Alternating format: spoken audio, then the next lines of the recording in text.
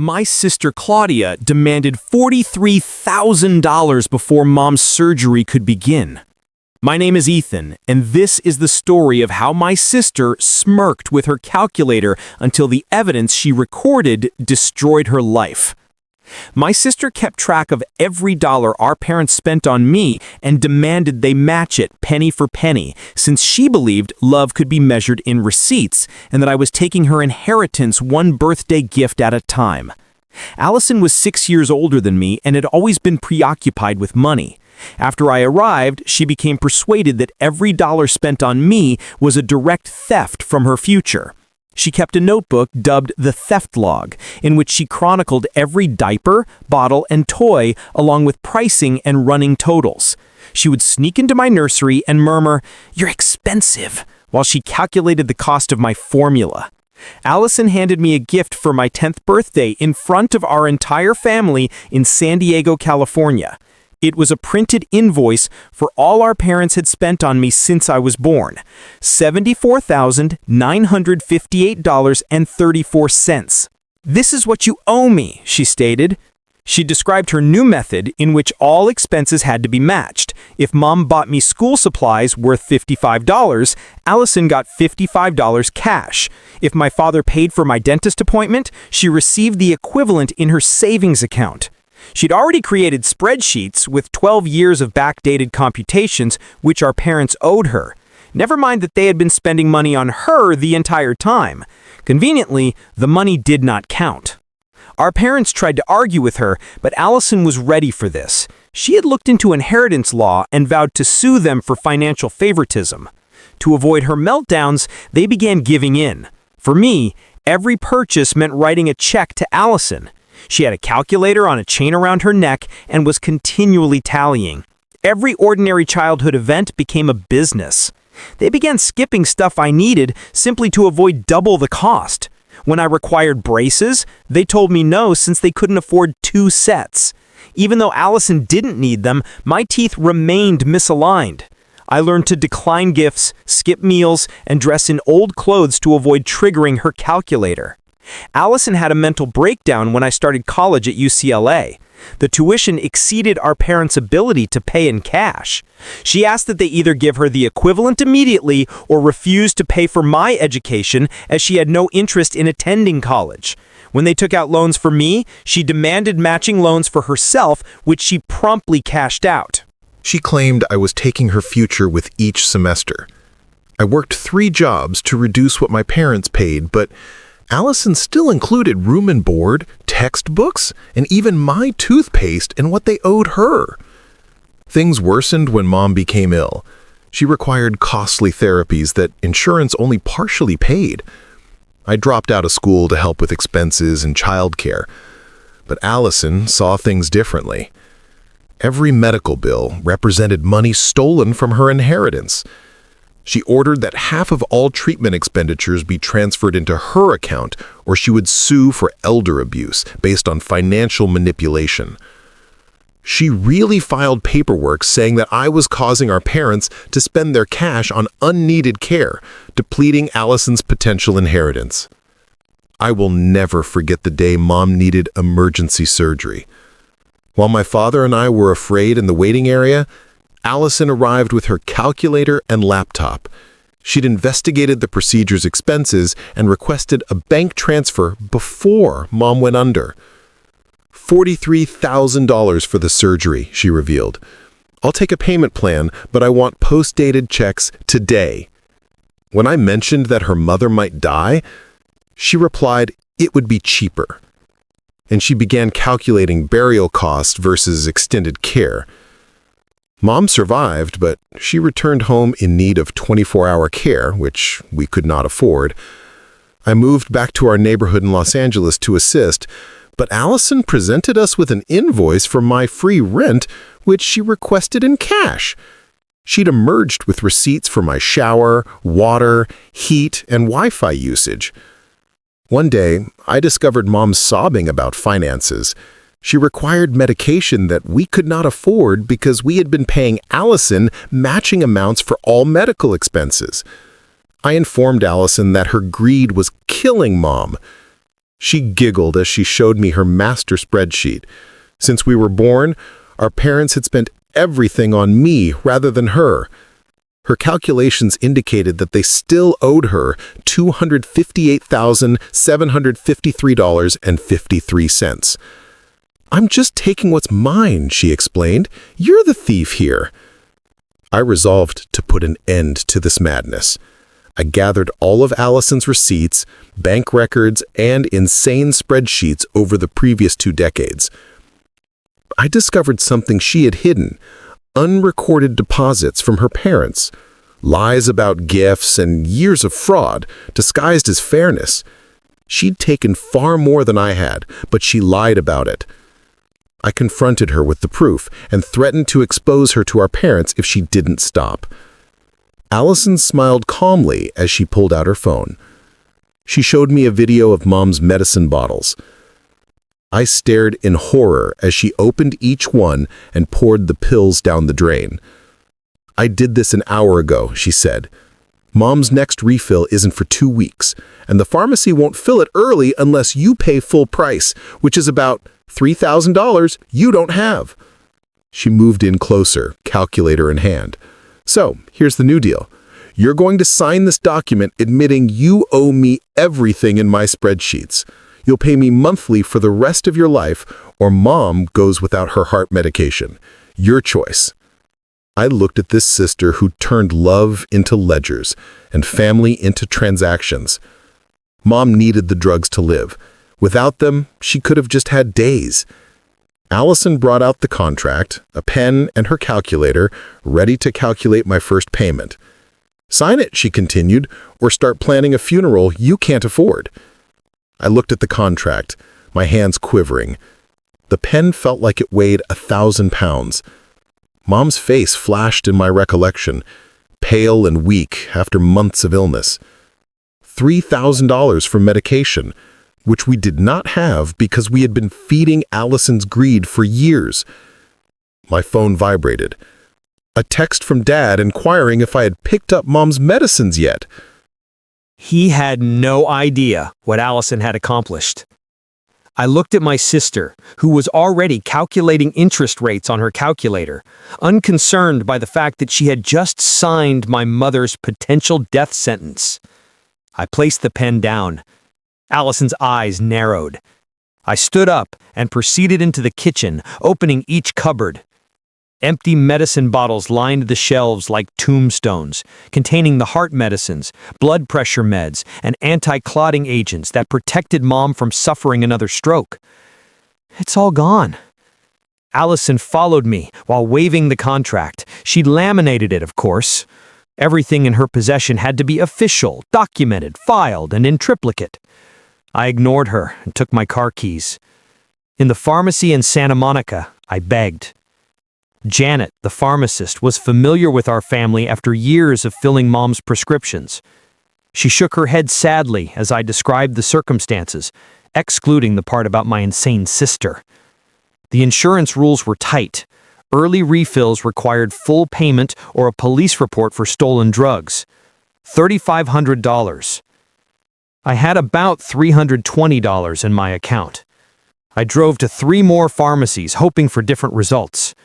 Everyone charged the same price and followed the same regulations. One pharmacist suggested going to the emergency department at Cedars-Sinai, but it would cost even more, and Mom was too fragile for unnecessary hospital visits. I returned home and found Allison in Mom's room with her laptop, documenting Mom's medical equipment.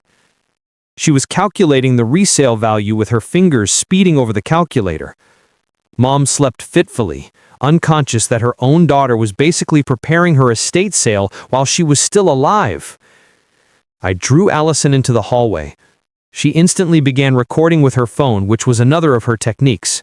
Everything needed to be documented for her hypothetical future lawsuits. I tried arguing first, explaining that without medication, Mom would rapidly degenerate. Hospital expenditures would deplete any bequest more quickly than medication would. Allison only grinned and showed me another spreadsheet. She had already analyzed the cost difference between prolonged hospitalization and funeral expenses. The funeral was cheaper. Dad returned home from his second job at the shipyard in Long Beach, fatigued and perplexed by the tension. Allison quickly presented him with an invoice for the day's electrical usage, comparing my percentage to hers. He paid it without hesitation, too exhausted to fight, too worn down by years of her manipulation. I couldn't tell him about the medicine yet. He had a weak heart, and the shock could cause something. Instead, I spent my evening calling every resource I could think of. Medicare would not help with early refills. Prescription assistance schemes required waiting periods. Local charity had reached their capacity. That night, I lay awake, calculating my own statistics. Not money, but time. How long could Mom go without her pills? The doctor had been straightforward. Missing even a few days could result in a cardiac crisis. A week would be devastating. By the morning, I had a plan. Not a good one, but better than committing my life to Allison's craziness. I drove to the bank to apply for a personal loan. When I mentioned medical bills, the banker, Mr. Davidson, who had known our family for years, became alarmed. The application would take many days to process. Mom did not have time. I applied anyhow and then visited 3 other banks. The story is the same everywhere. When I arrived home, Allison was there with the contract in her hand. She had inserted new clauses. She now wanted compound interest and a portion of any future earnings I might make. Her calculator anticipated payments until I was 80. I discovered Mom straining to breathe, her lips slightly bluish. Without her prescription, fluid had already accumulated in her lungs. I helped her sit up, piled cushions behind her, and opened the windows for fresh air. Allison watched from the doorway, estimating how much my time was worth at the minimum salary. Mom felt worse the next morning. Her ankles had expanded overnight, which was another indication of heart failure. How does someone transform family into math like this? Allison notebook with infant expenditures and muttering, "You're expensive," to a baby. I'm curious what makes a 5-year-old start thinking like that. She could barely walk to the restroom. I phoned her doctor, who recommended immediate treatment or hospitalization. When I described our insurance situation, he went silent. Then he offered something. The sample closet. Doctors frequently have medicine samples.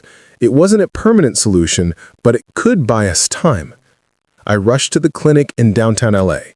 When I explained, the doctor, Dr. Henderson, who had been treating Mom for years, gave me a gloomy look. He couldn't legally offer me samples for a current patient, but he could teach me about the medication while I was standing near his sample cupboard. I left with a week's supply of drugs tucked among instructional leaflets. Mom's color improved within hours of receiving her first dose. She could breathe easier. The edema began to subside. But 1 week wasn't enough. I needed an actual solution. I started selling goods like my laptop, phone, and college textbooks that were accumulating dust. Each sale felt like accepting defeat, but Mom needed the medications. Allison, unsurprisingly, took note. She requested receipts, reasoning that any money I generated should be split with her because I was living in her home.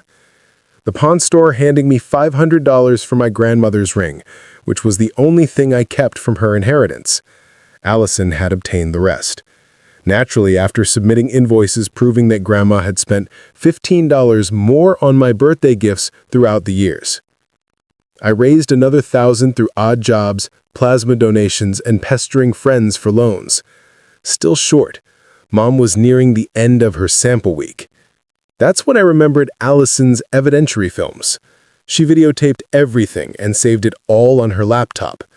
Years of family memories were transformed into financial documents. But what more might be there? While Allison was attending her weekly accountant meeting in Beverly Hills, I sneaked into her room. Allison's laptop was password protected, yet she acted predictably. The password was her favorite number, the amount she claimed our parents owed her, Her files were well arranged with folders within folders, each labeled with dates and monetary amounts. I discovered the recording she'd recorded of damaging Mom's medication, multiple perspectives, time-stamped, and with her narration detailing her leverage technique. But I discovered more, years of recordings in which she admits to lying about expenses, inflating costs, concealing gifts from our parents, and laughing about manipulating father's guilt and mother's illness. She had chronicled her own deception, too arrogant to recognize that she had manufactured evidence against herself. I transferred everything to a drive. Then I discovered something else. Her original bank statements, not the modified version she handed our parents. Deposits they'd made that she'd never disclosed, gifts from relatives she claimed never arrived, and investment accounts under her name, funded by money she'd stolen from our parents over the years. The front door opened. Allison arrived home early. I closed the laptop and slid out through the window. My pulse raced when I heard her footsteps in the corridor. The drive burned in my pocket like proof of my own wrongdoing. Yet it was nothing compared to what she had done. Allison handed me a new contract that evening. This one had a clause stating that I would give up any claim to inheritance in exchange for monthly payments that were geared for inflation. She had evaluated my entire life's earning potential and wanted 50%. I pretended to think about it while Mom napped in her chair, breathing laboriously despite the samples. 3 days of medicine remain. The pharmacist had contacted twice regarding the pending refills. $3,500 could as well have been $3 million. Allison took out her phone and showed me additional videos. This time she had videotaped herself at the drugstore, guaranteeing that they would not refill early.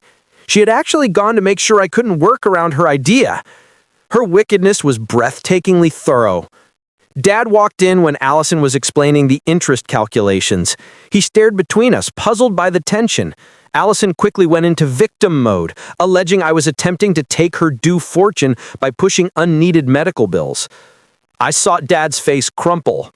He'd worked 2 jobs for 30 years and saved every penny, but it wasn't enough to support one daughter or save his wife. The weight of failure strained his shoulders. That night, I made a decision. Allison had transformed our family into a business. Perhaps it was time I learned her language. I spent the next morning in the library learning everything I could on financial fraud and elder abuse. The facts on my drive provided a clear picture, but I needed to learn how to apply it successfully. Allison had several years of expertise manipulating our parents. I had many days to learn how to fight back. The librarian, an elderly woman who had assisted me with school projects years prior, saw my stack of legal volumes. She brought me coffee and gave me a concerned look. I said that I was helping a friend with a family crisis. She nodded knowingly and directed me to materials on financial exploitation inside families. When I returned home, I saw Allison had installed a lock on the medicine cabinet. She'd also installed security cameras in the kitchen and living room, all linked to her phone. She was documenting everything, arguing that I was the true threat to our parents' finances. Mom's breathing became more heavy over the hour. The sample drugs were helpful, but not sufficient. She needed her entire prescription regimen. I assisted her onto the couch, adjusting pillows to improve her breathing. Allison appeared with her calculator, calculating the expense of my care at professional rates. I decided to try something out. While Allison watched, I took out my wallet and gave Dad $40. I informed him it was for food. Allison's fingers rushed over the calculator. She requested the matching 40 immediately. Dad, tired and perplexed, groped for his wallet. I stopped him and showed Allison the supermarket receipt from my wallet. The $40 was reimbursement for groceries I had already purchased. According to her own guidelines, this was not new money spent on me. It was payback. Allison's face turned red. She had not anticipated me to begin documenting like her. She spent the next hour establishing new subcategories in her spreadsheet for reimbursements and direct expenditures. I took advantage of the opportunity to visit my father's home office and review old bank statements. If Allison could make a case using numbers, so could I. The statements revealed something intriguing. Allison persuaded our parents 5 years ago to enlist her as a joint account holder for emergency considerations. Since then, regular payments have been leaving their account, always just below the threshold that would activate banking notifications. They probably didn't notice the small, persistent bleeds. I photographed everything using an old digital camera I found in the closet. Allison had access to my phone via family sharing. She couldn't locate this camera. Mom's condition worsened that afternoon. Even though she was sitting upright, her lips became blue. Her fingertips swelled. I recognized the symptoms of fluid retention that the doctor had warned me. Without the diuretics, her body was drowning from within. I contacted the doctor again. He couldn't prescribe new samples right away, but he did add that the hospital pharmacy occasionally offered patient aid programs. They might be able to assist if Mom was admitted, but admission entailed tests, examinations, and expenditures that would set Allison's calculator off. Allison must have been keeping track of my calls. She appeared in the doorway holding printed hospital admission estimates. A cardiac evaluation costs a minimum of $25,000. She wanted her half up front, or she'd accuse me of pressing unneeded treatments on her mother. I made a decision that felt like betrayal, but it could save Mom's life. I agreed to Allison's most recent contract with one adjustment. Instead of making lifetime payments, I would give her a big amount from the sale of everything I owned. She immediately calculated and agreed, dispelling mistrust. My automobile, leftover jewelry, electronics, and even my clothing were valuable. She estimated a total of $18,000. She agreed and took out her phone to document the deal. I signed her contract, and she quickly started scheduling times to inventory my belongings. What she didn't realize was that I had previously sold the most valuable items from Mom's medication. She figured $18,000 based on products that no longer exist. Allison celebrated her victory by updating spreadsheets and calculating interest. I assisted Mom in getting to her car. I told Allison I was bringing Mom for some fresh air. She was too preoccupied calculating her windfall to pay attention. At the hospital in Orange County, I explained our insurance situation to the intake nurse. She assessed Mom's blue lips and swollen ankles and classified the admission as an emergency cardiac examination. The billing department might handle the money later. Mom needs aid right now. The physicians verified my fears. Without medication, Mom's heart was failing. They started taking 4 diuretics right away, and the edema started to go down within hours. Her breathing relaxed. Her face regained its color. The hospital's patient advocate indicated that they had pharmaceutical assistance programs, but the paperwork would take several days. I stayed with Mom all night, clutching her hand as she slept. Hospital monitors beeped steadily, confirming that her heart was still struggling. Around dawn, my phone exploded with Allison messages. She had detected my deceit about the possessions and was calculating fines and interest for my breach of contract. She arrived at the hospital with her laptop and portable printer, prepared to provide me with new documents. But she made an error. In her wrath over my lie, she brought the incorrect folder. Instead of her new contracts, she grabbed her evidence folder, which had footage showing her smashing her mother's medication. I saw a chance. While Allison was setting up her mobile office in the waiting area, I queried a passing nurse about hospital security. I explained that my sister had footage on her laptop of trashing patient medication. Why does Allison videotape herself doing awful things and then bring those films to the hospital? I'm intrigued why she keeps such extensive records of her own stunts. Does she believe no one will ever check her folders? Or does documenting everything make her feel powerful? The nurse's countenance tightened. She called both security and the patient advocate. Allison was deep in computations when hospital security arrived. They wanted to speak with her about the medicine incident. She chuckled, assuming I was making up stuff. Then she opened her laptop and showed them the evidence of my financial crimes. Instead, her ordered folders displayed on the screen, one of which was named Medication Leverage. The security guard urged her to access it. Allison, still certain of her virtue, clicked the folder. Her own films played, showing her throwing drugs down the sink and discussing how she planned to exploit her mother's health as leverage. The security supervisor promptly contacted the hospital's administrator and social services.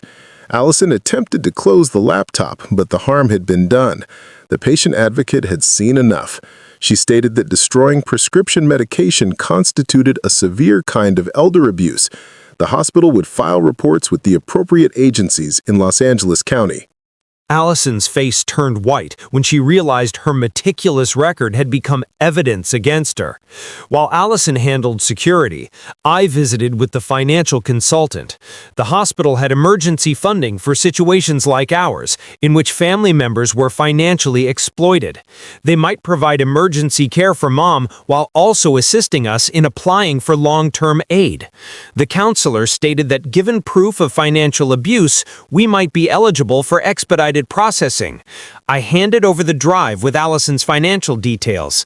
The counselor's eyes widened as she studied years of concealed transfers, inflated expenses, and recorded admissions to fraud. This was sufficient to demonstrate a pattern of exploitation. Dad came at the hospital, puzzled and scared. Allison had contacted him stating that I had kidnapped Mom and was forcing her to undergo unnecessary medical procedures. He saw Mom sitting up in bed, breathing normally for the first time in days and with color in her cheeks. The disparity between Allison's statements and reality finally woke him up. I showed him the bank statements that I had found. His palms shook as he identified a hitherto unknown transfer pattern. $20 here, $50 there, and sometimes hundreds, all transferred from their joint account to Allison's personal account. Over 5 years, she had pocketed approximately $32,000 more than they had given her directly. The hospital social worker joined us and explained the situation. They were compelled to report elder abuse based on camera evidence and financial records. Allison would likely face an investigation, but more significantly, they may assist us in protecting Mom and Dad's remaining assets from future exploitation. Allison came into the room, calculator in hand, demanding to know who would pay half of her hospital fees. The social worker informed calmly that Allison was no longer permitted to have unsupervised contact with her parents. Security let her out as she yelled about contracts and ownership. Mom's condition improved significantly over the next few days. Her heart stabilized after receiving the right medication. The swelling receded. She could walk without gasping for air.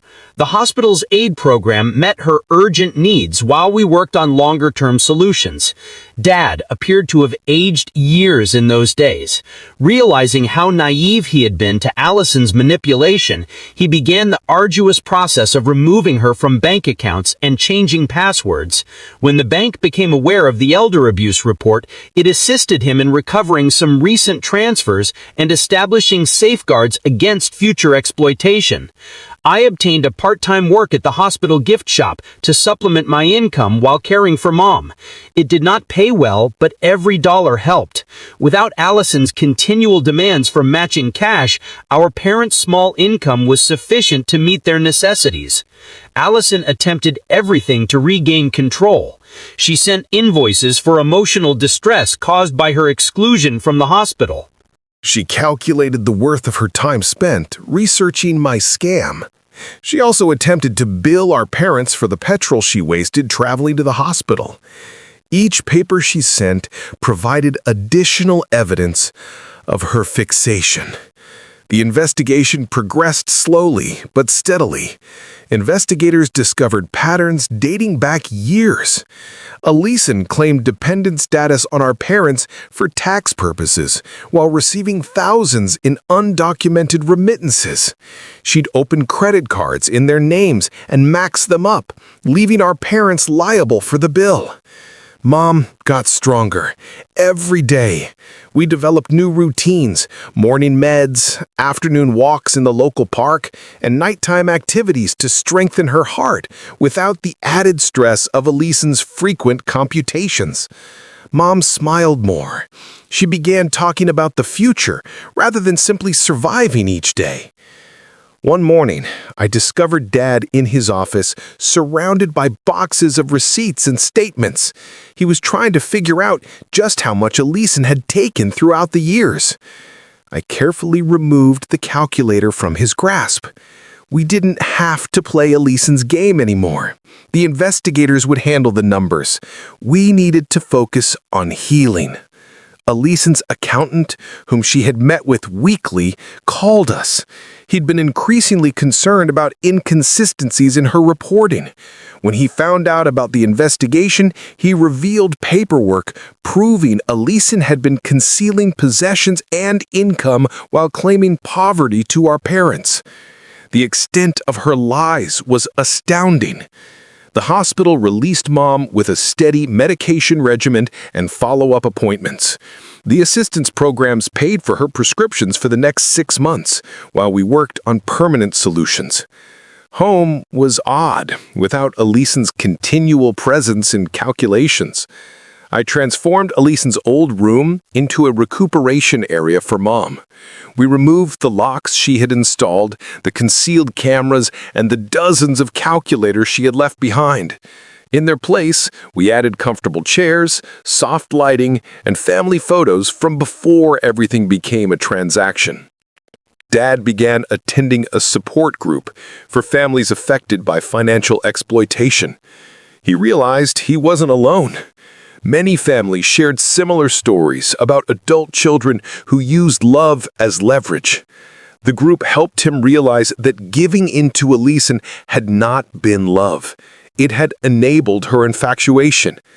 Elisen made one final attempt to reclaim control.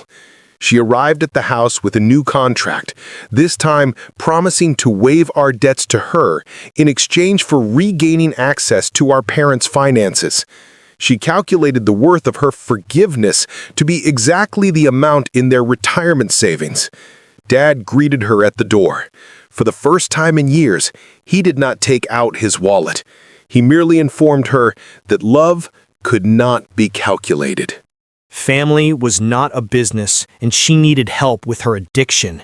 He offered to pay for therapy if she agreed to it. She laughed and waved her calculator, but Dad silently shut the door. Through the window, I saw Allison standing on the porch, feverishly calculating on her phone. She appeared smaller, deflated without an audience for her spreadsheets.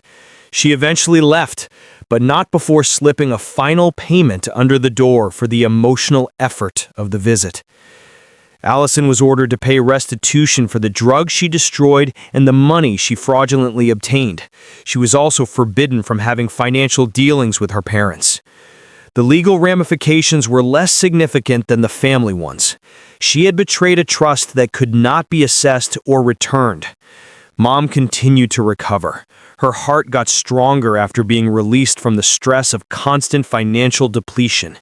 She resumed gardening, which she had abandoned when Allison's calculator triggered with each seed packet. Dad retired early to spend more time with her, finally reaping the benefits of decades of hard labor. I returned to school part-time to study healthcare administration at Cal State. My experience navigating Mom's care and hospital aid programs motivated me to assist other families facing similar issues. The financial aid staff assisted me in locating grants and scholarships that did not demand matching payments from anyone. Allison sent out periodic texts, always with computations attached.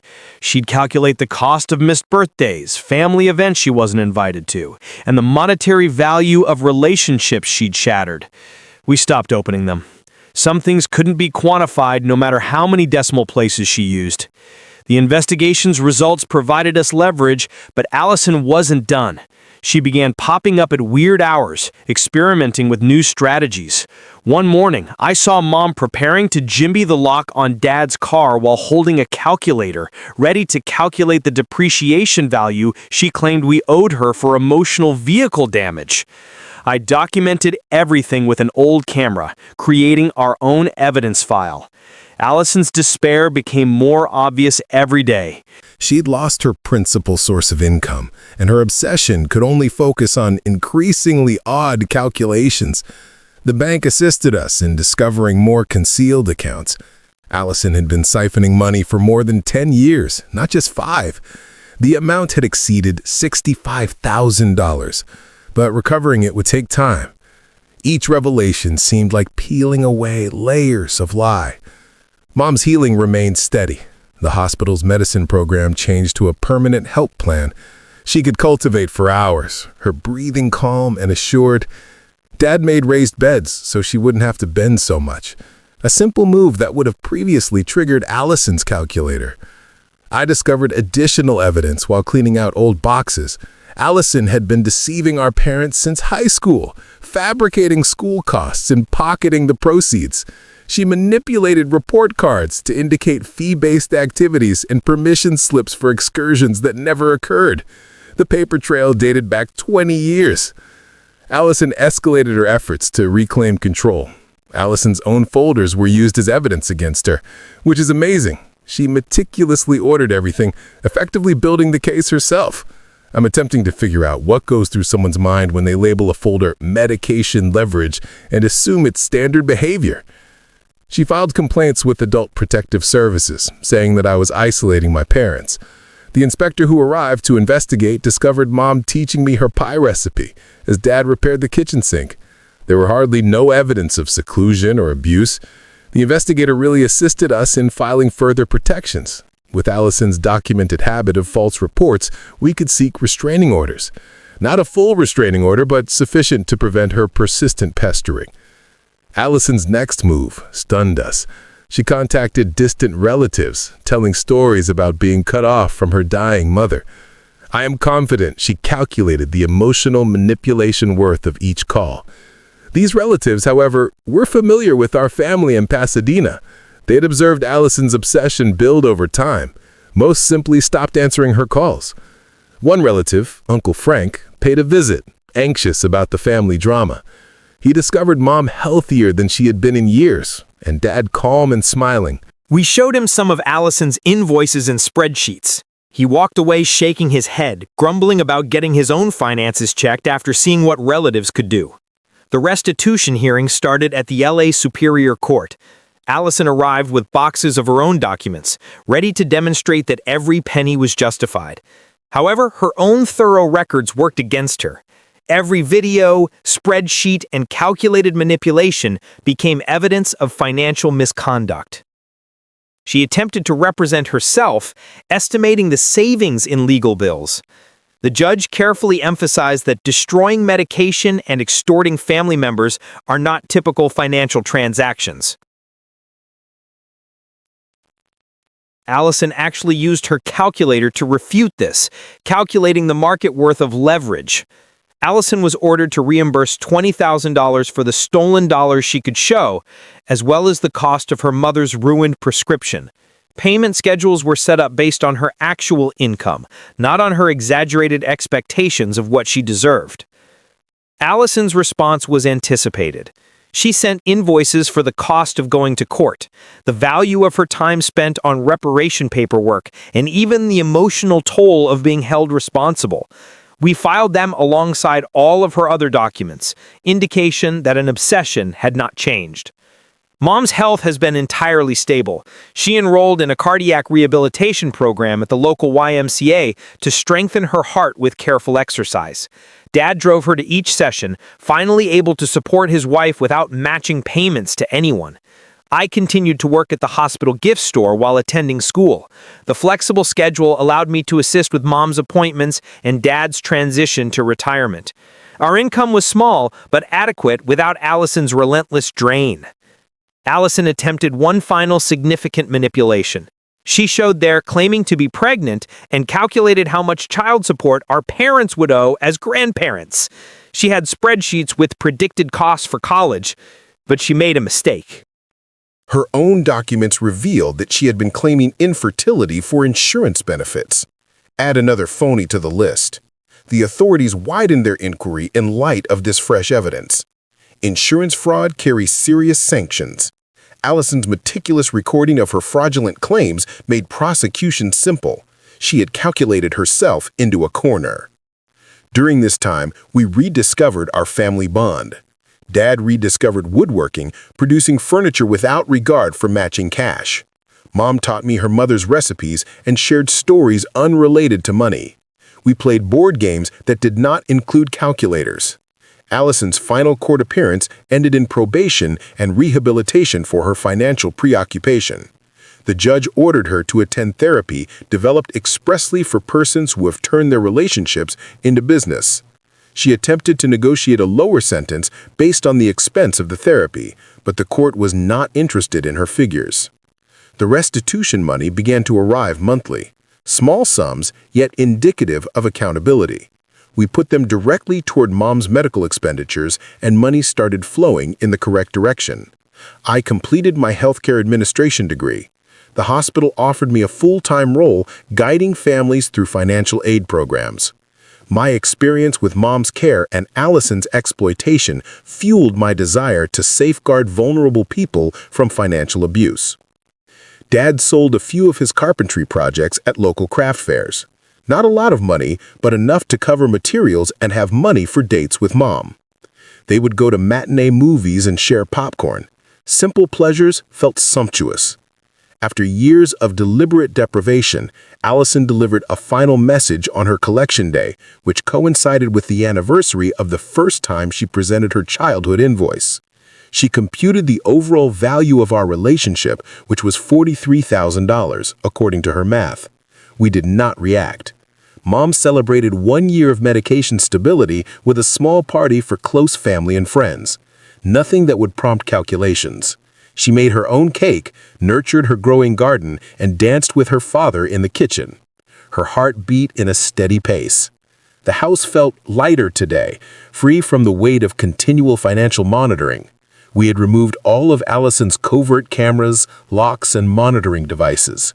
In their place were family photos from before money became more important than people.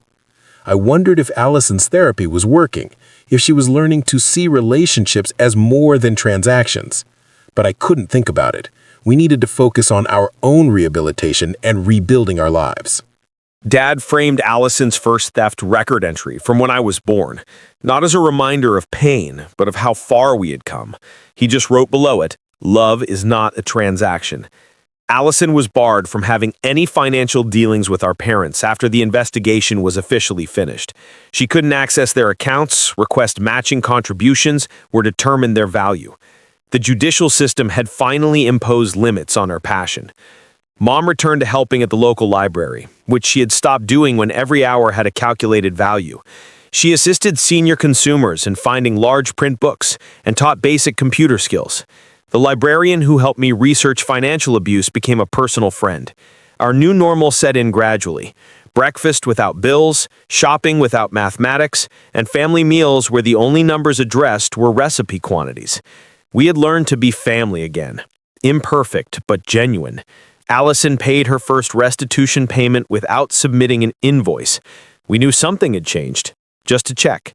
There are no computations or credit demands. Perhaps therapy was working. Perhaps she was discovering that certain things cannot be reduced to numbers. Mom's garden yielded abundantly that summer. She gave free vegetables to neighbors without keeping a ledger of who owed what. Dad erected a small greenhouse so that she could garden all year. I assisted them with canning tomatoes for the winter, stocking the cupboard with free of charge supplies. Looking back, Allison's obsession almost wrecked us. But we'd survived by refusing to accept her assessment of our value. Love could not be invoiced. Family was not a business. And some debts could never be repaid, no matter how many decimal places were calculated. Mom's heart medication now arrives on a monthly basis thanks to the assistance programs I helped her negotiate. Each medicine signified independence from Allison's manipulation. Dad documented the deliveries on a calendar, not to manage costs, but to commemorate another month of Mom's health. We had learned to protect ourselves through documentation and boundaries, but more crucially, we had learned to cherish what could not be quantified. Mom laughs at Dad's jokes. Garden tomatoes get heat from the sun. Quiet evenings without the sound of calculator keys. The family photos were placed back on the walls, not the ones Allison had documented for their frame values, but those that captured real-life moments. Birthday celebrations came before invoicing. Holidays came before spreadsheets. A time when love was assumed, rather than audited. I continued to work at the hospital, assisting other families in navigating financial crisis while maintaining their humanity. Each time I saved someone from being exploited while they were vulnerable, I remembered Mom's bluish lips and empty medicine bottles. Never again. Allison stayed at the outside of our lives, separated by legal boundaries and hard-earned wisdom. Her restitution payments persisted, modest acknowledgments of the harm she had caused. We used them to help Mom, transforming her intentional harshness into healing. Dad built raised garden beds, which became Mom's retreat. She produced flowers among the vegetables, adding beauty without intending to. Sometimes I'd find her sitting amid the plants, breathing calmly, heart steady, and finally free.